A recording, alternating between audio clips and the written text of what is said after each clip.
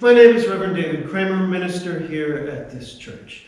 With me today is our music director, Alex Chilson. Meg Whaley is here to lead us in song, and Dennis Reynolds, our director of religious education, is our tech expert this morning. This is a video recorded service. It will be available on our website throughout the week. During this time of social distancing, I hope it can help you stay connected to this caring community. Please pay extra attention to the regular Friday and Monday email posts for announcements. This is a fraught time of year. Friday was Friday the 13th. Yesterday was Pi Day, 3.14. That's a math joke. Today is the Ides of March, when Julius Caesar was supposedly assassinated. And that's not all.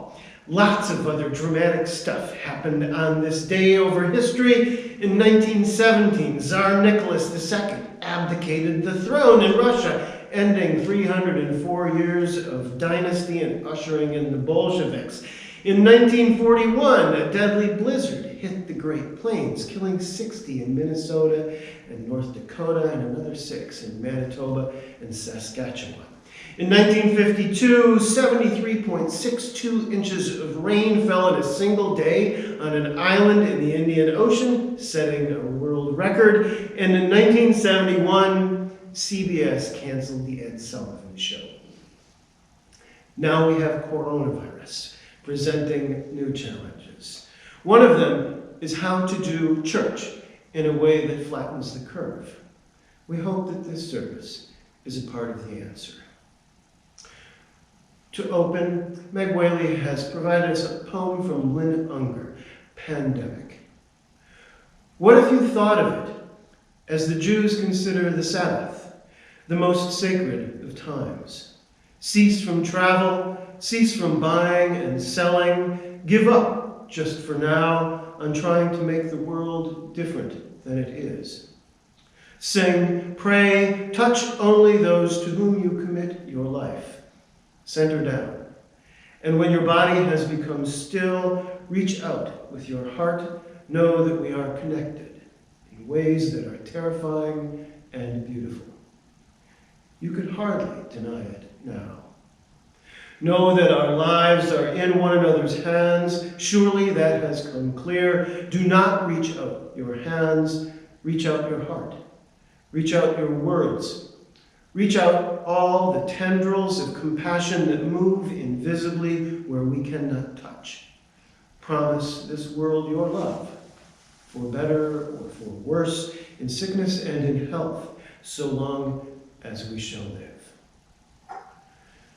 We will begin, as we do each week, by lighting our chalice. If you can, please join me with words we say every week. May this flame kindle within us the warmth of compassion, the glow of love, the fire of commitment, and the light of truth. Here together we scatter and nurture seeds of spirit, service, and community. And now let's sing together. If you are at home and in a place where you feel comfortable, it is hymn number 131 in your gray hymnals. Please rise.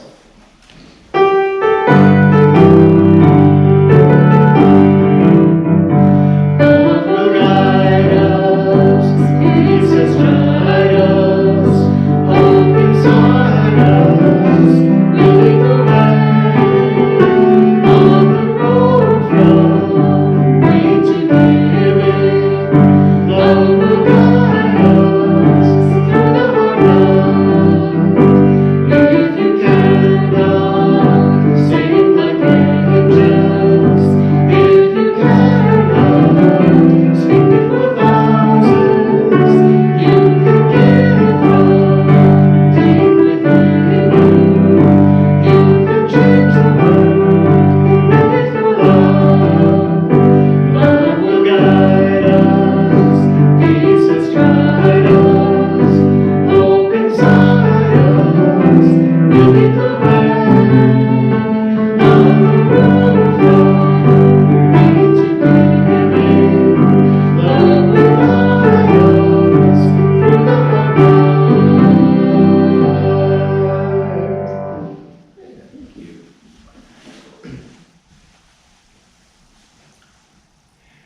And now, if you could take a few moments to gather your thoughts, join me in a spirit of meditation and prayer.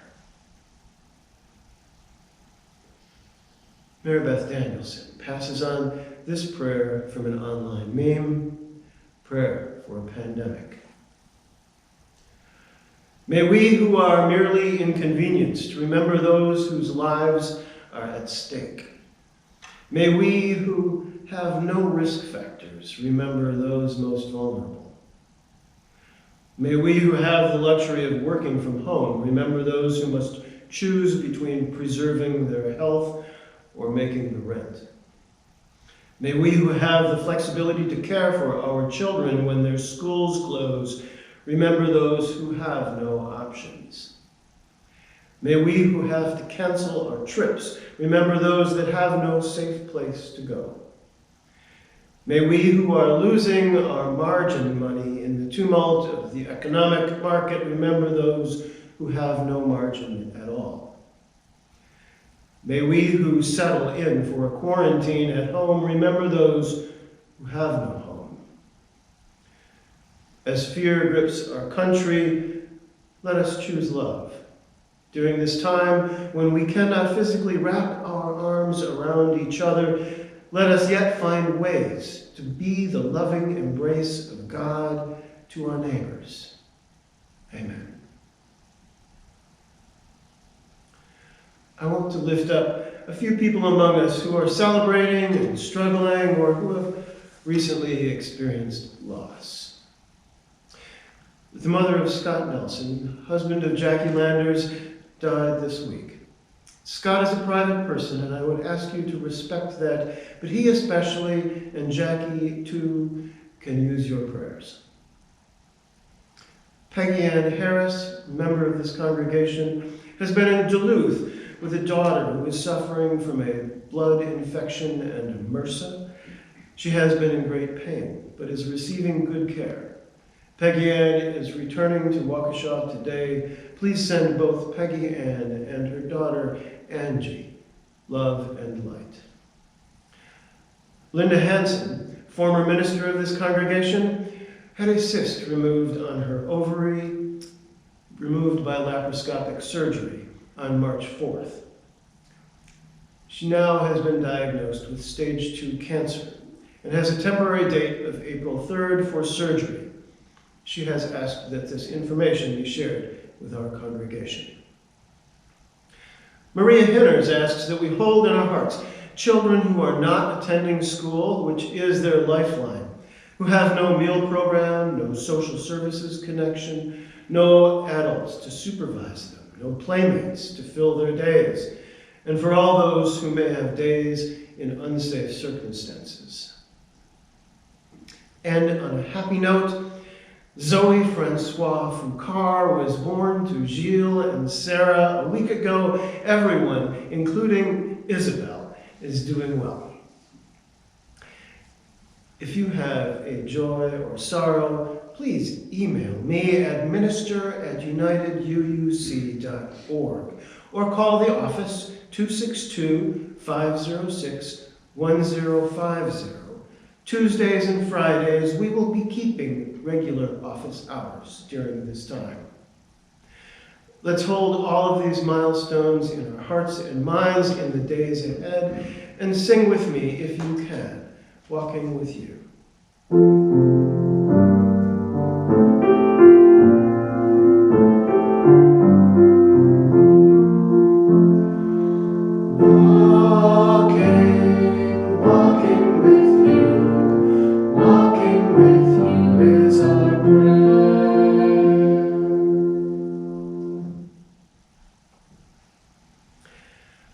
Our reading today comes from 13th century Sufi mystic Rumi.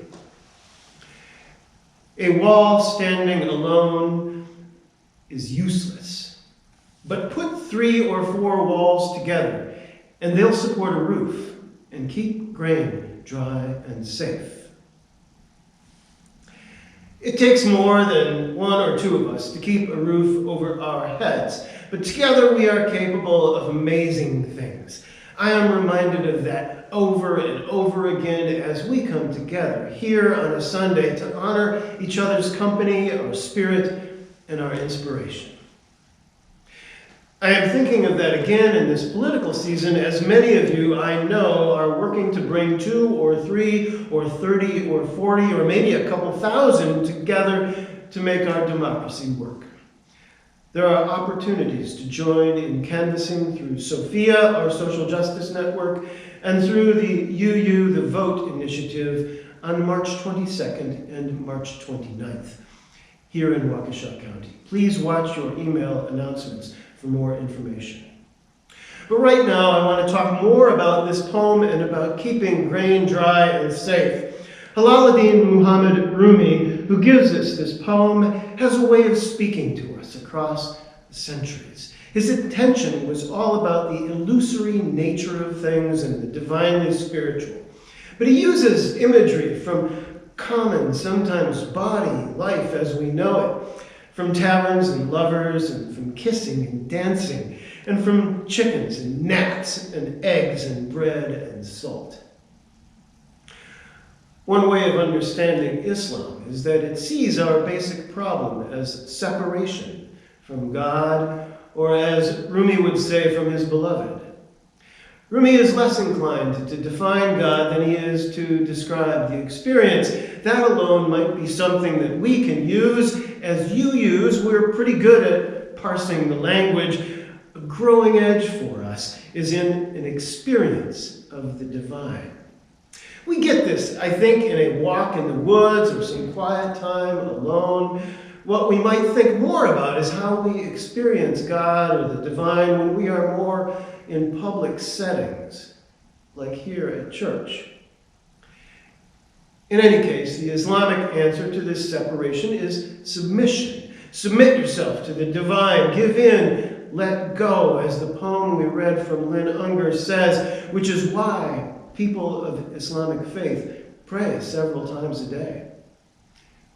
Author Stephen Prothero writes that Islam inclines toward Judaism and away from Christianity in its emphasis on orthopraxy, right action, as against orthodoxy, right doctrine. Do you get this? Islam and Judaism tend to emphasize right action, while Christianity tends to emphasize right doctrine. Either one is right. I don't think that you can say all Muslims are this way and all Christians are another way. I think this holds for all people. We're all people, and the distinction between orthopraxy and orthodoxy is useful only if it allows us to understand ourselves a little better. But in any case, for some people, prayer is doing something, and that counts as right action. As UUs, we're like that too. We lean away from the orthodox and we lean toward doing the right thing. You might or might not think about prayer as a response, but doing something is who we are as UUs. We are a lived faith, a faith that does not make promises, but that will hold you to yours. We are covenantal. We agree to be this way. Go figure. And we're all about this world and the heady, beautiful, ugly, discouraging, inspiring, intoxicating, and perplexing things in it. I like this poem from Rumi, particularly today, because it's about a house, about the walls and the roof. And today, you are not in this house. I imagine there's a little loss in that for you. I know you are proud of this house.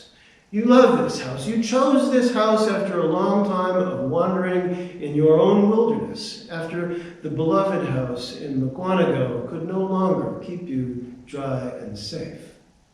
This house is where you invest a lot of time and energy, especially at this time of the year as we are in the middle of our stewardship campaign. I am aware of what it takes to sustain this house. Right now, as our routine is disrupted, you might consider what this means for you as you make a pledge for the coming year. I want to tell you that the office will remain open on Tuesdays and Fridays, as always, and so you may drop off your pledge forms there. Of course, no church, not this church or any church is really just 3 or 4 walls and a roof. It's you. You make up this church. In this time, when we are forced into social distancing, we can find ways to achieve soulful connection. We can find that the community we create is far sturdier than any 3 walls, and that will keep us dry and safe. I also want to let you know, because you can't be here, that the carpet looks great. The chairs are neatly arranged. Patty Vanderpool has spritzed down all the door handles and touch surfaces with disinfectant. The bathrooms are clean, the ledges are dusted. Marsha Ramashko's beautiful art graces these walls, and Alex and Dennis and Meg and I are doing our best to fill the room. It is waiting for you here when you can return.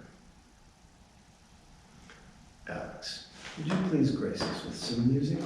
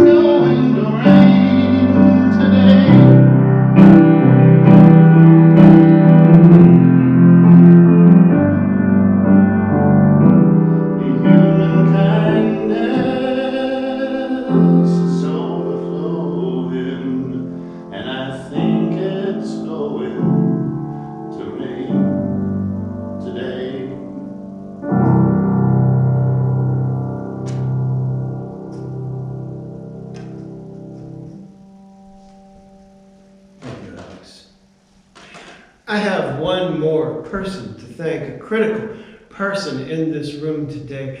Georgia, who is Dennis's spouse, has been our GoPro expert today, and this service would not be made possible without her. Thank you, Georgia. March 15th is also National Everything You Think Is Wrong Day, a day when decision-making should be avoided, as all your thoughts, according to the founder of this holiday, are wrong. It's also a day created for some people to realize that they're not always right. I think that makes it a pretty good day for you-yous. I hope that this service has helped you feel like things are not always wrong, sometimes what we think is right. As you go about your week, as always, please go in love, seek justice, find peace.